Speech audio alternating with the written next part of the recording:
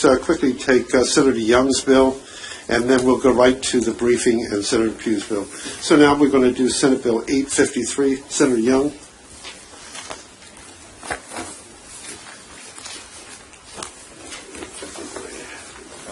you like the first panel? Yeah, let me get my... Let's have Patty Saylor, Sarah Weir, Chief Holland, Erica Wheeler, and Terry Sparks. Yes. As a point of privilege, I'd like to introduce one of my constituents who's here today, a little high school girl, Olivia August. Would you stand up and wave? Olivia, welcome. Olivia, how are you? Olivia is an 11th grader from Rockbridge Academy. She has a great deal of interest in this particular bill, and she's here to see us do our work as a committee. Okay. Thank you, Mr. Chairman. Thank you very much for recognizing, Senator. Okay. Okay, thank you, Mr. Chairman, members of the Finance Committee. And I'm going to have to apologize in advance as soon as I testify my committee's voting. You certainly understand. We don't want you to miss a vote. Ethan Saylor was a 26-year-old man with Down syndrome. He went to a movie in Frederick, and after the movie he left. He obviously enjoyed it very much. He went back in the theater hoping to watch it again. The manager felt he hadn't paid the second time, so called mall security, which was 3 off-duty sheriff department members. So the police report says, nobody knows exactly what happened except those there. They said he swore and refused to leave. His caregiver said, please, let me take care of it. But they didn't. They wrestled him to the ground, handcuffed him, and he suffered a fracture in his throat cartridge and died of asphyxiation. It was ruled a homicide. No one was ever convicted of it. His mother, who, Patty Saylor, is sitting here, has become a very strong advocate in promoting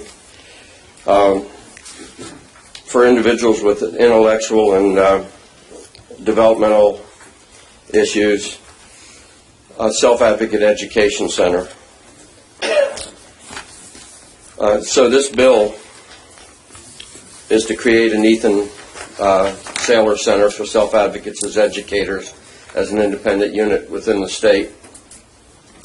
And the purpose is to advance the community inclusion of individuals with intellectual and developmental disabilities by preparing and supporting self-advocates to help educate people about appropriate and effective interactions with individuals with intellectual and developmental disabilities. The center is to be based in a university, can have 1 or more executive directors. They're asking that one of them be someone with intellectual or developmental disabilities. I'm just going to briefly touch through this because we've got good panels here to talk about the bill in greater depth. But the center is to collaborate with developmental disability organizations, community organizations, self-advocates, families, and other stakeholders. And they're to identify best practices and complete a 3-year plan and connect trainees and self-advocate educators to promote training. Establish a clearinghouse on these issues. There will be a board created with 17 members, and the board's asked to develop a plan to phase in the establishment and operation of the center and select a university where they'll operate and provide oversight and direction for the center, do an annual budget and monitor the center's activities and outcomes. It'll be supported by state funds, grants, and private donations. And the governing body should each year, by December 15th, report to the Governor and General Assembly a list of their major activities at the center, a summary of the center's progress, a summary on the barriers and lessons learned, and an update on the current status and effectiveness of the center. So I hope you can favorably consider this bill. Have Ms. Senator, Saylor, Mr. Saylor here? before we get into the panel, just quickly, you were copied on the testimony that we got from the Maryland Judicial Conference. I have not seen that, but I may have. Okay, they copied you on it. Just the concern that they raised, they're opposed to the bill because it's a separation of powers issue. You know, this judiciary, and this would dictate to them that they would have to serve on a board and other things. We'll give you time to review it. Okay. Okay. Well, if there's a judge on the board and they think it's a conflict, I'm sure we could remove the judges from the bill. Okay. All right. Okay. Thank you. Any other questions, Senator Young? Recognize he's got to go back to vote. Senator Kelly? Since you say that it would have government funding as well as private funding and contributions, is it going to be formed as a 501c3 so that people could get tax deductions if they contributed? Maybe this whole committee would. I would defer that question to the panel. I haven't discussed that with them. Marty? Okay. Patty, you want to go? You want to lead off? Yes. Thank you, Mr. Chairman. Senator Mathias? Okay. Thank you, Mr. Chairman. Before the senator leaves, I just want to take a moment, and I want to thank him for his leadership on this, and I'll tell you why. On the afternoon that this happened, my son, Trevor, called me, and his wife now was very dear friends with Ethan, and he was deeply moved. And Trevor is a very calm and rational young man. He's an Eagle Scout. We won't go through all that. But he was just really deeply, Mr. Chairman and members of the committee, taken back that something like this could happen. And whatever that we can do to educate our law enforcement agents and all to make sure that we are so aware when we go out in the community of these circumstances, I would want to be able to be part of that. And I just want to make sure that our colleague knows that, and that the generation that goes on beyond us is aware of that. And I just want to thank him and his family for their advocacy. Thank you, Mr. Chairman. Thank you very much. Already? Thank you. Yes, thank you, Senator Young. Had an opportunity to meet with you this week. Thoroughly enjoyed it. And Thank you. looking Thank you, forward to your Chairman testimony. Middleton, and all the committee members. I'm here to tell you a little bit about Ethan and what I've done since that time. There will be plenty of people letting you know specifics about the bill and available for your questions. I want to show you just a few pictures because I want you to know that Ethan was a real human being. And this is a picture of him and his little brother and little sister. So he was a member of a family. You know, he attended his regular elementary school, and he was a valued member of our community. He was my oldest son. He had just turned 26 2 days before he was killed. The last picture I have of him is of his birthday dinner. He was a very well-loved young man. There were over 400 people that came to his funeral service. Ethan was an integral member of Damascus Road Community Church. He attended 9 o'clock and 11 o'clock service every single Sunday, front row seat, taking pictures of the worship team the entire time, and of pastor. He made his rounds every Sunday morning. There are many, many people right now who no longer get their Sunday morning hug because he's not there. And many people I didn't even know. Ethan made relationships that I was completely unaware of. But those people dearly miss him because he's no longer giving love that he gave every Sunday morning. As you know, Ethan had Down syndrome. If we have to qualify that by any number, he had an IQ well tested around 40. He did not read. He had good receptive language. He understood, but he had very difficult time with expressive language, especially if he was stressed. He had an infectious laugh. So you've heard Senator Young told you a little bit about what happened that night, so I won't belabor that point, but what happened to him that night was completely avoidable. My son attended that theater almost every week. He didn't handle his own money. He didn't drive himself. He had a dedicated set of staff. I know that you've been asked about direct care staff a lot this year. This is a picture of Ethan and one of his full-time staff members, Chris, who was completely best friends. Ethan had a small team of direct care staff that were completely committed to him. He lived in his own apartment, and then the last year of his life he lived in an apartment in my home because he really didn't want to be that independent. He really wanted to be with us. So he did have dedicated staff who loved him. Staff were not at fault here. What happened to him was completely avoidable, and we want to make sure that it doesn't happen again. So after he died and I came out of a bit of a fog of such profound grief, I began to think, what are we going to do here? And I felt I had two choices. I could be angry and bitter and full of rage the rest of my life, or I could do something that was going to be meaningful. And I have two other young adult children. I did not want them to be full of anger and bitterness the rest of their life. So we began to say, what can we do? And we began to meet with advocates and get on the just discussion. What can we do? The other thing I want you to know about Ethan is that he absolutely loved law enforcement. I have a collection of badges and pins and hats and jackets. He had many wonderful interactions with people from law enforcement during his life. He called them ad nauseum to ask for a job. And really had a lot of great relationships with people within law enforcement.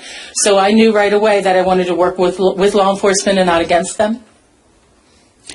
We met with our state senator, our delegates, U.S. senators, representatives, members of the Department of Justice, Civil Rights Division, the Special Litigations Division. I testified at a Senate hearing on Capitol Hill. We formed an Ethan's Law work group at that time of advocates in the state that wanted to see what can we do to make something happen. All of that led to my daughter starting a petition in the summer of 2013, and we presented Governor O'Malley with over 340,000 signed petitions asking him to do something to help us. This could not happen and just be left, with nothing, no response to it. Governor O'Malley's response was the executive order that established the Commission for the Effective Community Inclusion of Individuals with Intellectual and Developmental Disabilities. And that commission was made up of law enforcement, disability advocates, individuals with developmental disabilities, and state agency folks. And I have been privileged to be a participant, although not a commission member, in everything they've done for 18 months, and they have been phenomenal. Some of the commission members are here and will tell you specifics of their work. They took the charge from the executive order seriously. Under the leadership of Chairman Tim Shriver, they came out with some wonderful recommendations. And what I am here to ask you is that you please listen to what the work of the commission was. They worked wonderfully together. Please listen to their recommendations. Please consider this bill. And again, I need your attention. We need your help. This cannot happen to another family. My son did not deserve to die on the floor of a movie theater, calling my name, saying, I don't want to go to jail, I want my mom. Because he didn't understand or he was not understood. This cannot happen again. Thank you very much for your time, and I know that it moves you, but I hope that it can move you to take some action on behalf of Ethan. And we will. Thank you. Okay, Sarah? Thank you. Good afternoon, Mr. Chairman and members of the committee. I'm Sarah Weir. I'm the president of the National Down Syndrome Society based in New York City and Washington, D.C. I'm also a member of the commission that Patty just talked about. Our organization, we're the largest nonprofit advocating for people with Down syndrome and their families in the United States. And we've been working with Patty and the entire Saylor family for almost the last 2 years to ensure not only do we get justice for Ethan and his family, but as Patty said, to make sure that this never happens to a member of the Down syndrome or larger disability community ever again. So we obviously strongly support the passage of the Ethan Saylor Center for Self-Advocates as Educators Bill, or Senate Bill 853. At NDSS and within the broader Down syndrome community, we really support the philosophy, nothing about us without us. It's frequently reiterated within the context of our community. Our organization, we employ self-advocates, and we call self-advocates people with Down syndrome. At our organization, they're members of our board of directors, and they play probably the most powerful role in setting the tone and direction of the issues that we work on and we shape. The Commission similarly concluded that there needs to be a meaningful and safe inclusion in the community. Self-advocates must play a strong and central role in the education of the public sector personnel, including law enforcement and first responders. Unfortunately, the need for self-advocates as trainers of law enforcement exceeds the capacity of the Maryland nonprofit community to fulfill. The Saylor Center, to be housed in a university program, would recruit, prepare, and coordinate individuals with intellectual and developmental disabilities to participate as trainers in a variety of trainings across the public sector, with an initial focus on law enforcement. As we are the national advocate for the value, acceptance, and inclusion of people with Down syndrome, we strongly urge the state of Maryland to pass the Ethan Saylor Center, to establish this new center to support this coordination and preparation of self-advocates who can become active educators in training programs in the various sectors across the state. As a national organization, I also have the challenge before the committee is we have the opportunity in Maryland, because of the tragedy involving Ethan and what his family has gone through, to really lead the way. We have affiliates, chapters of our organization, advocates, parents, and self-advocates that contact us on a daily basis asking what they can do in their particular state. So I would just challenge us to create this Ethan Saylor Center and put it in honor of Ethan, and to credit Patty for everything that she's done to be just an incredible advocate. But I think we need to establish this in Maryland, because there will become a time when we have an Ethan Saylor Center in all 50 states. Thank you. How about Chief Holland? Good afternoon, Mr. Chairman, committee members. Thank you for your time and consideration of this important legislation. I just want to take a moment to do a self-introduction as to how I'm linked to this legislation. First of all, I'm the police chief for the city of Hyattsville in the great county of Prince George's. I'm also chair of the Maryland Municipal League Police Executive Association, representing many agencies in the state. I serve on the board of the Maryland Police Training Commission, which several months ago passed the training recommendations of this commission. I'm involved with Maryland Special Olympics, but probably more importantly in my role today, in the world of Special Olympics, I'm better known as Desi's dad. Desiree is my daughter. She's 43 years old. Desiree has Down syndrome. Desi is employed. She lives in her own home. Getting closer to home, she's a taxpayer. She votes in every election that she's eligible. How does she and many of her friends, such as Ms. Wheeler sitting next to me, achieve these things? A lot of it is through self-advocacy. Very quickly, several years ago, I was asked locally to sit on a panel to talk to some local disability service providers and tell them about the training that police officers get in relation to persons with disabilities. So I did a little bit of research and did my homework, and quite frankly, I was somewhat shocked to see how little training was being offered at that time.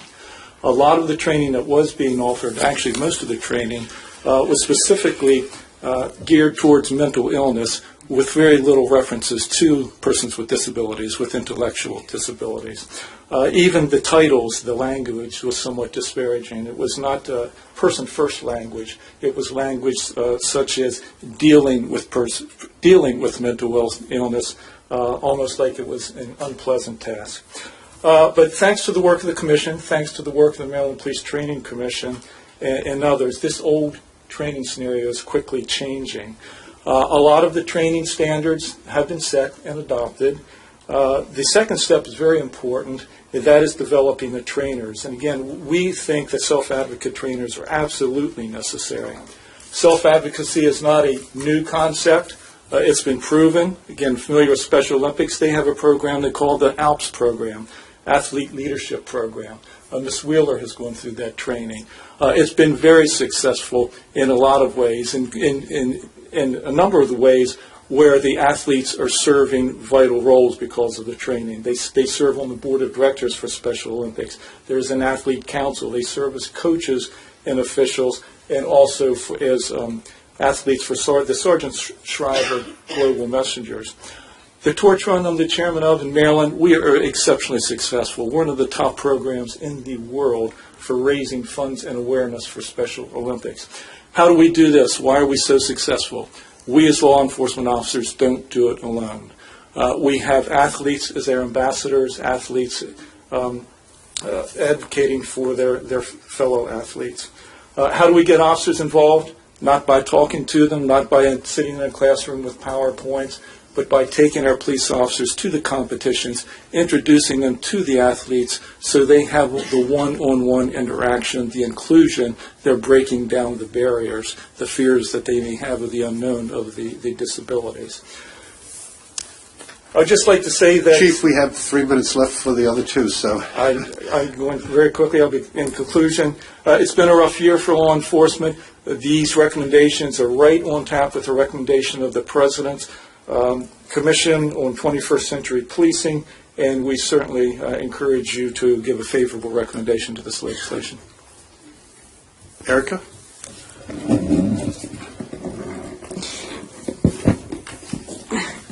Good afternoon. My name is Erica Wheeler, and I'm from Westminster in Carroll County. I'm grateful to have the opportunity to address this committee today, and thank you for listening. I would like to speak on my support of the Senate Bill 853. I have had the privilege of being a member of the Commission on Inclusion on Intellectual for People with Intellectual and Developmental Disabilities. As a member of that commission, the chairman tasked me with leading the subcommittee for the Communications Committee. Our committee held town meetings around the state to encourage local communities to speak out on some of the areas that the commission needed to learn and try to discover who we should be reaching out to. This provided us the opportunity to hear people with IDD and the folks who care for them and support them.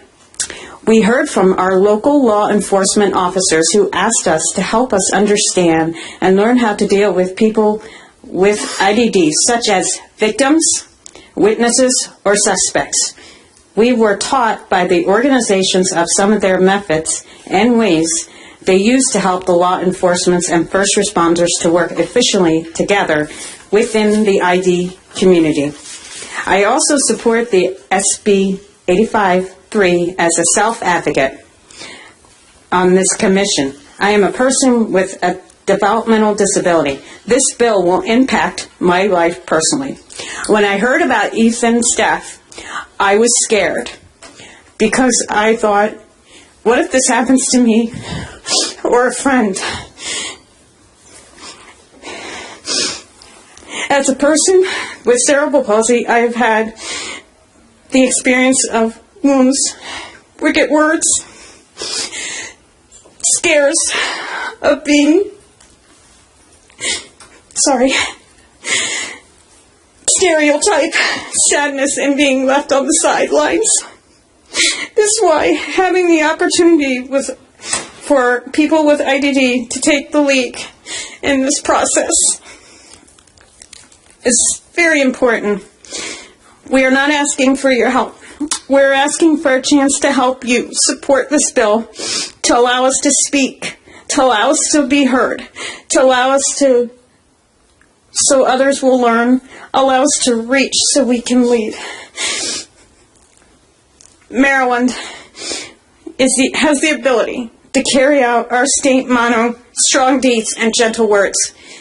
And happy Maryland Day. Thank you for your time and your attention. Please help us. We can do this. Thank you very much. Terry? Good afternoon, and I'm Terry Sparks. I'm with the Maryland Disability Law Center. I appreciate the fact that we're out of time, so I will say that my colleagues, I couldn't have been on a panel more competent to speak on this topic. I would like to address, Senator Kelly, your comment about the nonprofit status. Well taken. I wouldn't want anyone to be discouraged from trying to support this effort. It's our hope that the center will be connected with an educational institution for the broad perspective that would bring the expertise it would draw, the focus that inherently comes with a major institution system like that. And we feel strongly that it be connected with the state, and that this is a position the state has seen important and is making available to lots of different entities throughout the state, not just law enforcement.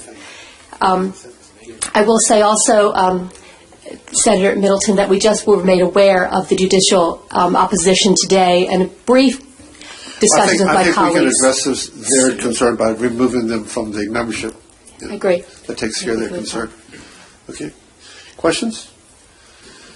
Thank you very much for your excellent testimony. Patty, thank you very much on behalf of the committee for all the commitment that you've given to this cause. It's just a really warm, worthwhile, an opportunity, I think, for Maryland State to take the lead on this.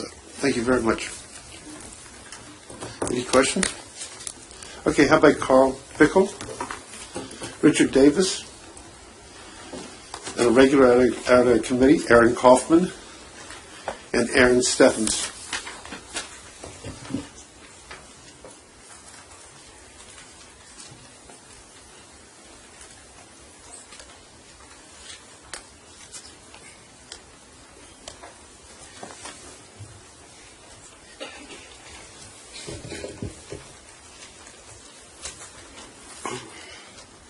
Aaron. Waiting for everybody to come up. Would all of the individuals that have come down here today in support of the bill please stand? Or just, okay. Thank you all very much. Appreciate you coming down. Yes.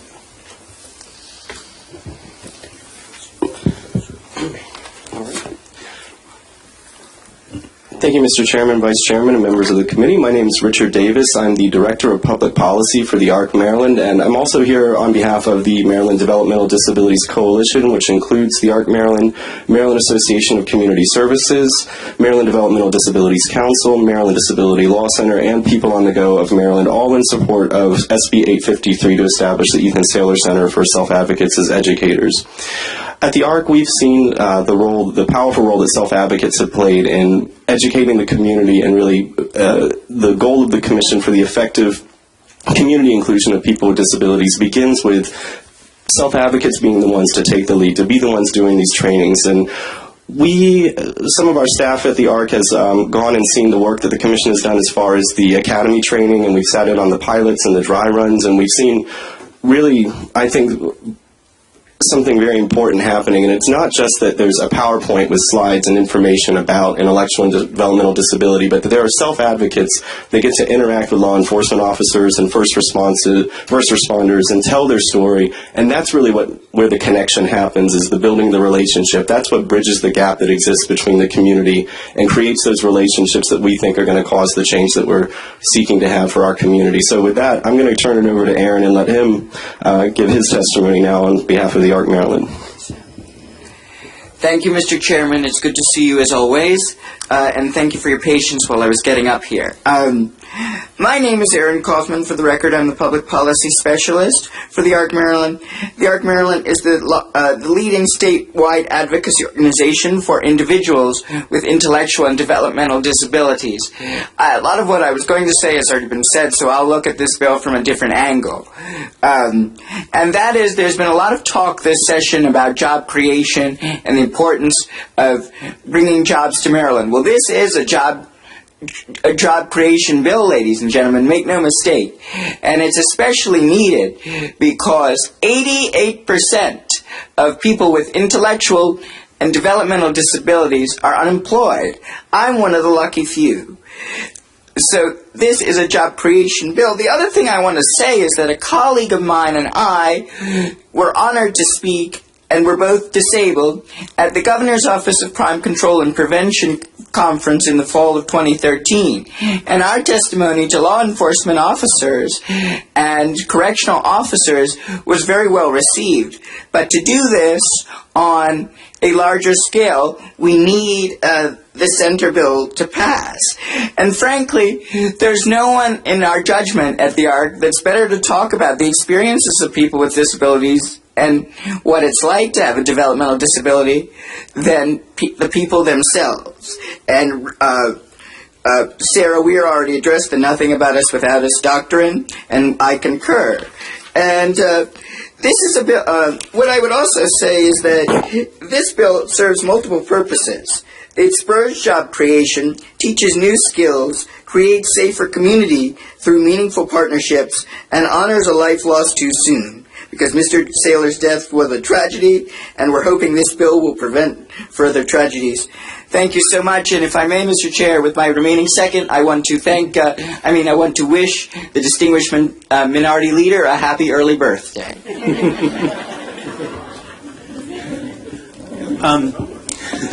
Good afternoon. My name is Aaron Stevens, and I serve as the Deputy Director of the ARC of Frederick County.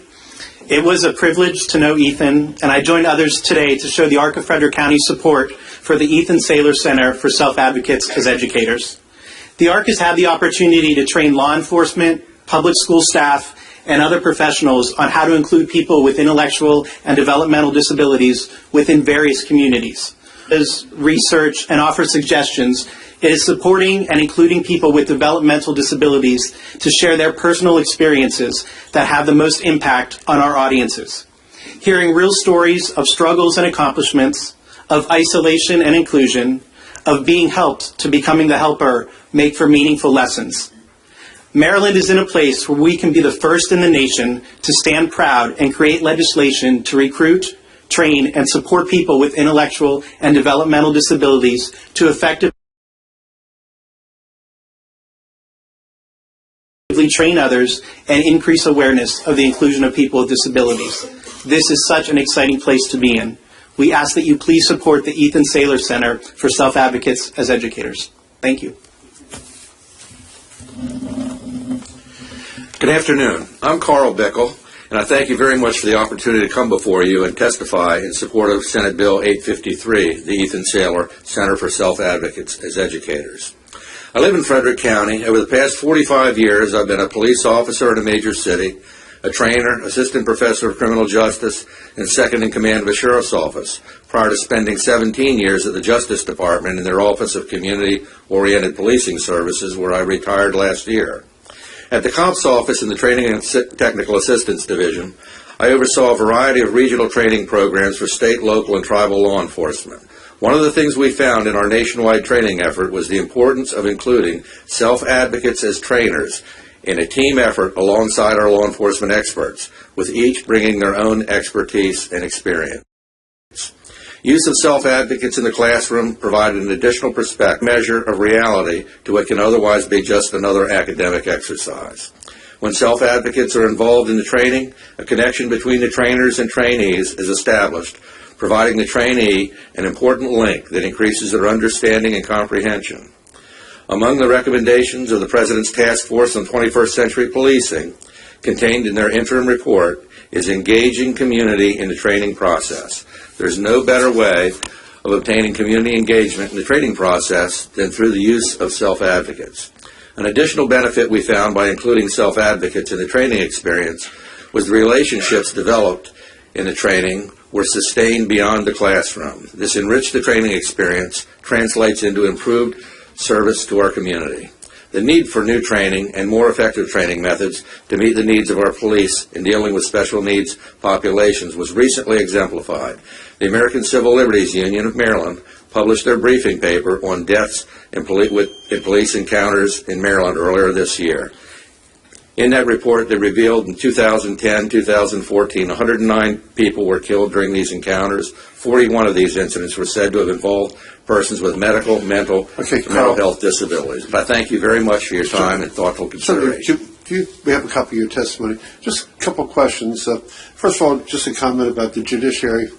They are, there's a separation of power, and we find, Judge Barbera delight to work with. And in her testimony, she says that they offer and will continue to offer, training of how to work with individuals with disabilities. So we'll work with them to make sure that they bring somebody with disabilities into their training program. The other issue is that we have the Police Training Academy, the Maryland Police Training Academy. Do you know whether or not they incorporate or if they bring in, individuals with disabilities as they plan and as they do their training program? I'm not familiar with how Maryland does it. That I suspect, certainly with some classes, I'm certain they must, but what their policy is, I'm not aware of. Yeah, I know that answer, Mr. Chair, if I may. Oh, absolutely, Aaron. Thank you. I do know that they bring in people with developmental disabilities to some of their trainings, but they need, and they've told me this themselves, they need the infrastructure of an advocacy center to have a trained bench of people to call on, and also consider things like transportation costs for the self-advocate or other stipends. I've talked to them repeatedly, and they said they need an infrastructure and a deep bench, and that's what this provides. Okay. And another comment, Richard, have you talked to the Secretary for the Department of Aging? No, sir, I've not spoken yet. Because under the bill, the Secretary is going to, the Department of Disabilities will provide the staffing for this, so it's important that we talk from. We don't have any testimony from them, and they're not signed up to speak, but they're going to have to be a major player in this. And as I look at, we look at the long-term fiscal note, there's a significant fiscal note with it. Yes, sir. But that is when you start to develop the center, so we need a first start. Yes, sir. And this legislation would provide a first start to, get us in the pathway so that we actually do develop a center. So I think it's a great piece of legislation. So, okay. Any other questions, observations, Senator Kelly? I just wanted to make a quick comment that early this morning, Aaron was in my office making sure that the appointment that Davis had made would be honored. And I have personally benefited here from having as aides here in Annapolis persons with developmental disabilities. John Sorensen, if you remember John, I think he's there in Vermont, and Kenny Capone, who has his computer stick. They've done great work. He's with us today. And, Thank you. Yeah. Senator Klausmeyer? Just a suggestion, just to kind of get the word out to the different counties. You might want to talk to MACO and MML, because they have their summer conferences and they have workshops in those conferences. And last year, the Montgomery County Police went down because they do work with the children with autism, and they gave a presentation, and that was part of their panel. So just a suggestion you might like to try to do. Great, thank you. Yes, Senator Feldman? Just two quick things. So, yes, Aaron, for those of us from Montgomery County who've known Aaron for many, many years, his level of research and prep, you don't know anything. I mean, he's got the book on everybody who's ever run for political office in the history of Montgomery County. But one other thing I know is Ms. Weir here, still from Ms. Weir from New York? Yes. So I just wanted to say that, because she's come from New York, you did a great job last year. I don't want to make her blush, but my good friend Heather Sachs, who's your new director of government affairs for the state level, is a friend of mine, and she does a fantastic. Your team really got bulked up when you added her, so I see Heather there, and she's a constituent, but also a friend. I just wanted to make that point. Thank you, Mr. Chairman. All right, Senator Pugh?